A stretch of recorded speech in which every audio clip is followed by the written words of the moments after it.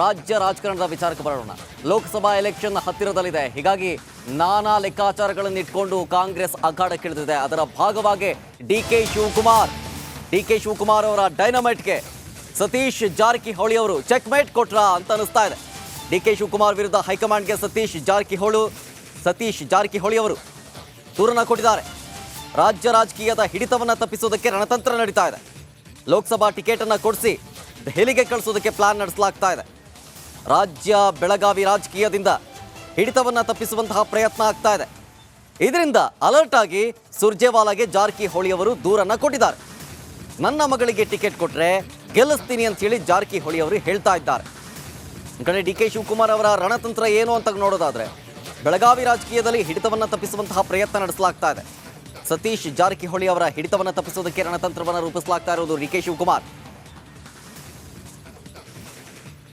ಜಾರಕಿಹೊಳಿ ರಾಜಕೀಯ ವಿರೋಧಿಗಳ game plan ನಡೆಸಲಾಗ್ತಾ ಇರೋದು. ಲೋಕ ಟಿಕೆಟ್ ಅನ್ನ ಕೊಡಿಸಿ ದೆಹಲಿಗೆ ಕಳಿಸೋದಕ್ಕೆ ಪ್ಲಾನ್ ಅನ್ನ ನಡೆಸಲಾಗ್ತಾ ಇದೆ. ಇಲ್ಲಿ ಬೆಳಗಾವಿ ಕ್ಷೇತ್ರದಲ್ಲಿ ಸತೀಶ್ ಜಾರಕಿಹೊಳಿ ಅವರನ್ನ ಗೆಲ್ಲುವ ಸಾಧ್ಯತೆ ಹೆಚ್ಚಾಗಿದೆ.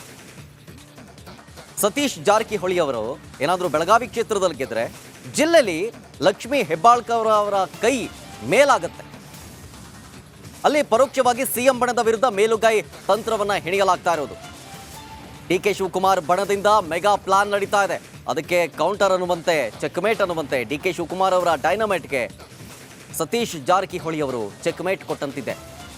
ಡಿ ಕೆ ಶಿವಕುಮಾರ್ ವಿರುದ್ಧ ಹೈಕಮಾಂಡ್ಗೆ ದೂರು ಕೊಟ್ಟಿದ್ದಾರೆ. ಆ ಮೂಲಕ ರಾಜ್ಯ ರಾಜಕೀಯ ಹಿಡಿತ ತಪ್ಪಿಸುವುದಕ್ಕೆ ರಣತಂತ್ರ ನಡೀತಾ ಇದೆ, ಹುನ್ನಾರಗಳು ನಡೀತಾ ಇದೆ ಅನ್ನುವಂಥ ದೂರನ್ನ ಕೊಡಲಾಗಿದೆ. ಲೋಕಸಭಾ ಎಲೆಕ್ಷನ್ನಲ್ಲಿ ಶತಾಯ ಗತಾಯ 20ಕ್ಕಿಂತ ಹೆಚ್ಚು ಸೀಟ್ ಗೆಲ್ಲಬೇಕು ಅಂತ ಹೇಳಿ ಕಾಂಗ್ರೆಸ್ ರಣತಂತ್ರವನ್ನು ರೂಪಿಸ್ತಾ ಇದೆ. ಅದರ ಭಾಗವಾಗಿ ಸಾಕಷ್ಟು ಡೆವಲಪ್ಮೆಂಟ್ಗಳಾಗ್ತಾ ಇದೆ ಕಾಂಗ್ರೆಸ್ನಲ್ಲಿ.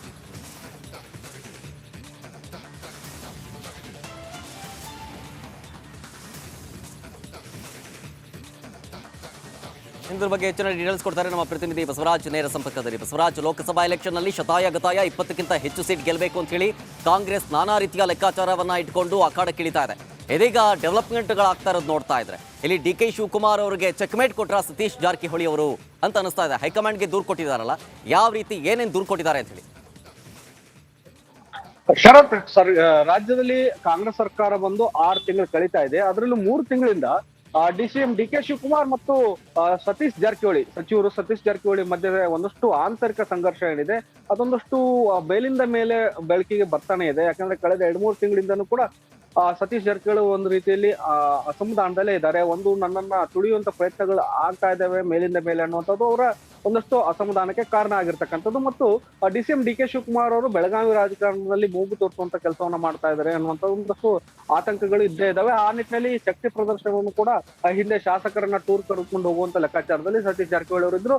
ಆ ಬಳಿಕ ಹೈಕಮಾಂಡ್ ಮಧ್ಯಪ್ರವೇಶ ಮಾಡಿ ಅವ್ರನ್ನ ಶಾಂತ ಮಾಡುವಂತ ಕೆಲಸ ಮಾಡಿತ್ತು. ಆದ್ರೆ ಈಗ ಲೋಕಸಭಾ ಚುನಾವಣೆಯಲ್ಲಿ ಒಂದು 7-8 ಜನ ಸಚಿವರಿಗೆ ಟಿಕೆಟ್ ಕೊಡಲಾಗುತ್ತೆ ಅನ್ನುವಂತ ಒಂದಷ್ಟು ಮಾಹಿತಿಗಳು ಇದಾವೆ. ಹಾಗಾಗಿ ಬೆಳಗಾವಿ ಕ್ಷೇತ್ರಕ್ಕೆ ಸಮರ್ಥ ಅಭ್ಯರ್ಥಿಗಳಿಲ್ಲದೆ ಇರೋ ಕಾರಣಕ್ಕಾಗಿ ಸತೀಶ್ ಜಾರಕಿಹೊಳಿ ಅವರಿಗೆ ಟಿಕೆಟ್ ಕೊಟ್ಟು ಅವರನ್ನ ದೆಹಲಿಗೆ ಕಳಿಸ್ಬೇಕು ಅನ್ನುವಂತ ಒಂದಷ್ಟು ರಾಜಕೀಯ ವಿರೋಧಿಗಳು ಷಡ್ಯಂತ್ರ ಹೆಣಿತಾ ಇದ್ದಾರೆ ಅನ್ನುವಂತ ಒಂದು ಅರಿವು ಸತೀಶ್ ಜಾರಕಿಹೊಳಿ ಅವರಿಗೆ ಬಂದಿದ್ದರಿಂದ ಅದನ್ನ ಸ್ಪಷ್ಟನೆ ತೆಗೆದುಕೊಳ್ಳೋದಕ್ಕೆ ಮತ್ತು ಒಂದಷ್ಟು ಕಂಪ್ಲೇಂಟ್ ಅನ್ನು ಕೊಡೋದಕ್ಕೂ ಹೈಕಮಾಂಡ್ ನಾಯಕರನ್ನ ಸತೀಶ್ ಜಾರಕಿಹೊಳಿ ಅವರು ಶನಿವಾರ ಭೇಟಿ ಮಾಡ್ಕೊಂಡು ಬಂದಿದ್ದಾರೆ. ಪ್ರಮುಖವಾಗಿ ನನಗೆ ಲೋಕಸಭಾ ಚುನಾವಣೆಯಲ್ಲಿ ನಿಲ್ಲುವಂತ ಆಸಕ್ತಿ ಯಾವುದೇ ಕಾರಣಕ್ಕಿಲ್ಲ, ನಾನು ರಾಜ್ಯ ರಾಜಕಾರಣದಲ್ಲೇ ಇರ್ತೇನೆ.